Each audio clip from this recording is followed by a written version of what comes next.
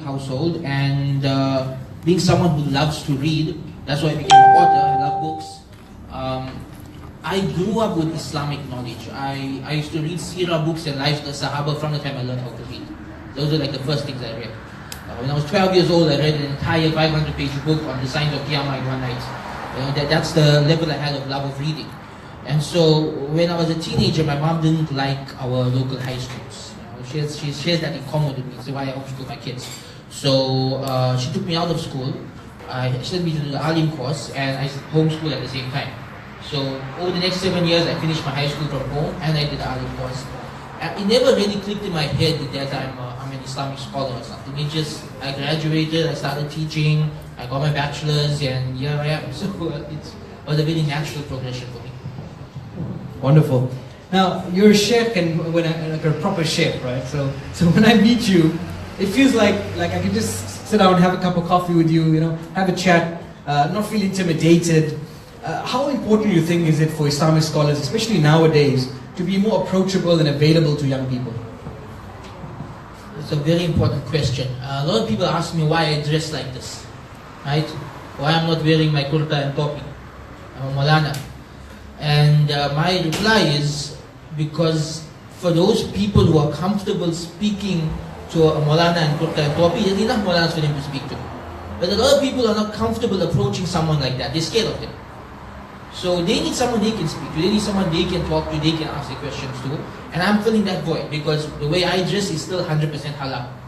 Everything's 100% halal, right? And so people needed an alternative. Now for me, why I went this route was growing up in the Darul Ulum, my teachers terrified me.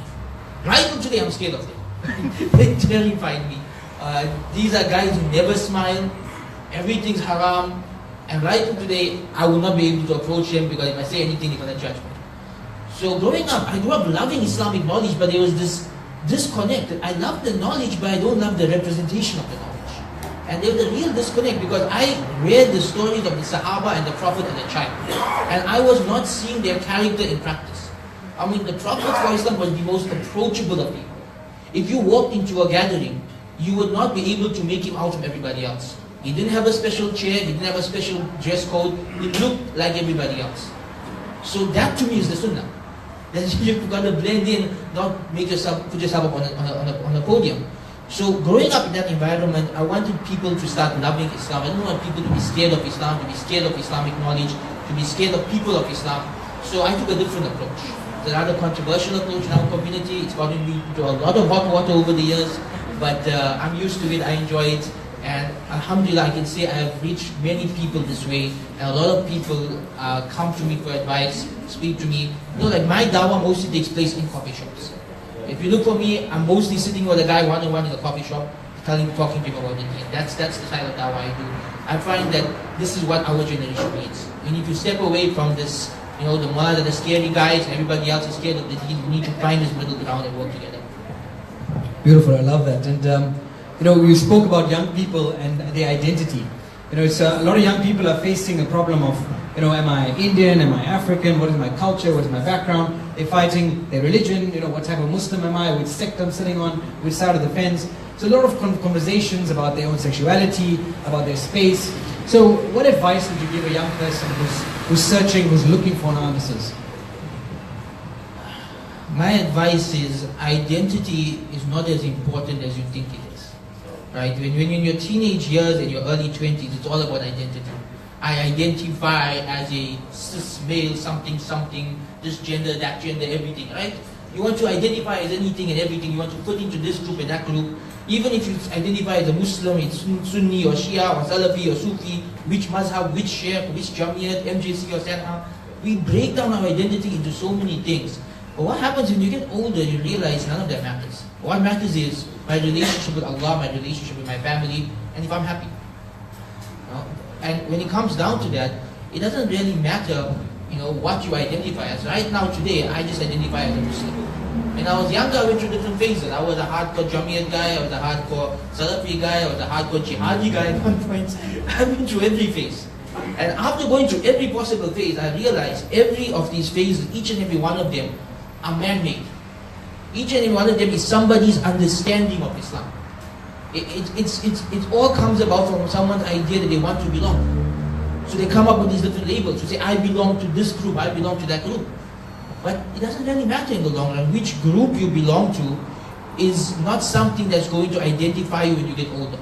You'll find once you hit 30 or 35, you stop really caring about labels. You stop really caring about what I identify. You worry more about being happy, and of course if you're living with purpose, making Allah happy, and then you have a family, making sure your family is happy. You know, and that's what I do. I just focus on Allah, myself, and my family, and of course the community. And with that, you really don't need labels, you don't need a specific identity, just be yourself. Oh, that's beautiful advice. Now, a lot of your advice is written in your books. You've got your first book you published at the age of 23, and some of your books, some of the titles, I love the first book that I read from yours was called Having Fun the Halal Way, Entertainment in Islam. It really opened my mind. You have books like Themes of the Quran, Guidelines for Confused Muslims, but recently you've kind of branched off into a very unique sort of space, or untapped market, shall I say, which is called Islamic Self Help. With books like Getting the Barakah, an Islamic Guide to Time Management, Discover Your Hidden Gems, 10 Self-Help Tips from 10 Authentic Hadiths, from even Homeschooling 101. I would love to know about that, what to expect in your first year. Would you love to share with us some of these, or what is the concept of Islamic Self-Help and some of these books? Alhamdulillah. Islamic Self-Help, just like everything else in my life, came about by accident. I think it's an accidental Muslim. My life just pivoted about 5 years ago. So what happened? About 7 years ago, I got promoted at the university to faculty manager. And I found myself way out of my league. I have no management training. Right? I'm a graduate in Islamic studies. So I began to panic. I began to wonder, what do I need to know to do this job properly? So people introduced me to a couple of books. The first two were The 7 Habits of Highly Effective People by Stephen Covey, and the other was How to Win Friends and Influence People by Dale Carnegie. And I got really into self-help books and self-help courses. And as I began studying these, I began to realize that there was a gap in the market. Whenever people came to me for advice, they would ask me, can you recommend me a book on time management by a Muslim author? And I began to think, I can't think of any by a Muslim author. So I wrote my own one, Getting the Barakah. Again, people ask me, where can I learn about self-confidence? But I want an Islamic perspective. So I wrote my book on self-confidence from an Islamic perspective. And before you knew it, it just grew. So today I have my website, IslamicSelfHelp.com. On the website we have articles, we have the e-books, we have online courses. It's become this full-fledged business, alhamdulillah, where I'm reaching people all over the world in a field that I never even thought about 7 years ago. I didn't even think such a field would exist. It just was, I saw a gap in the market, I saw a need, I saw that this was something nobody was doing, I had the skills to do it, I had the Islamic knowledge and the knowledge of self-help, so why not put them together and come up with a new genre altogether, Islamic self-help. And it's been a real success, especially the time management book has sold thousands of copies around the world, alhamdulillah. It's really been phenomenal for me. And then finally, I'm sure people here are mothers and fathers at homeschooling. I'd love to know a little bit about this homeschooling story. Tell us a bit more. Yeah. Homeschooling for me, it's something I'm very passionate about. And it comes from very different reasons for many people will think. Many people think of doing it primarily for religious reasons. That's there. But I'm primarily doing it because I believe the school system is outdated. The school system was designed for the 1800s.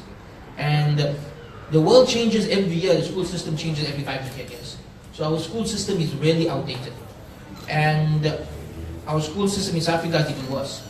Right? If you have to actually look at the rankings in the world, we're like right down in terms of maths and science for the whole world.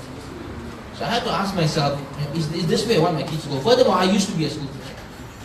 I used to be a school teacher, and after teaching in a South African school, I decided I don't want my kids setting foot in this environment. It just gets really nasty. So I decided to homeschool because I've seen the success. Firstly, in my own life, I didn't go to high school. I did high school from home. And it's really helped me grow into the person I am today.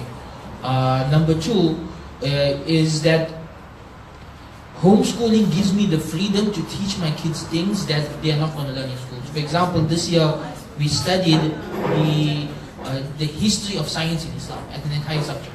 All the Muslim scientists and their contributions. We did it as a full subject. I taught them about money, a whole syllabus of money, earning, spending, saving, avoiding debt. Again, something you don't learn in school. Entrepreneurship. online businesses. Schools are not teaching these things. My kids, 8 and 9, are learning these things at home. So I'm preparing them for the new world. The schools are not. So for parents who feel that the school system is too restricting, it's too focused on only certain subjects that's not really going to matter. I mean, how much did you learn in school that still matters today? Maybe 10% or 20%, right? So focus on that 20% and teach what matters. That's what I do with the homeschooling. And it's been really, really successful for me and my family. And my favorite part about it is I have a very close bond with my kids. So I'm not just their dad, I'm their teacher.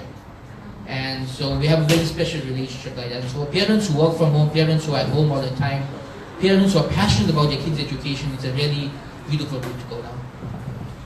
Shukran. Thanks, Shaykh Ismail Kamdar. Your books are available online, the homeschooling one and every one of those. IslamicSelfHelp.com. IslamicSelfHelp.com. So check it out. Thank you so much for your time this evening. We'll also be interviewing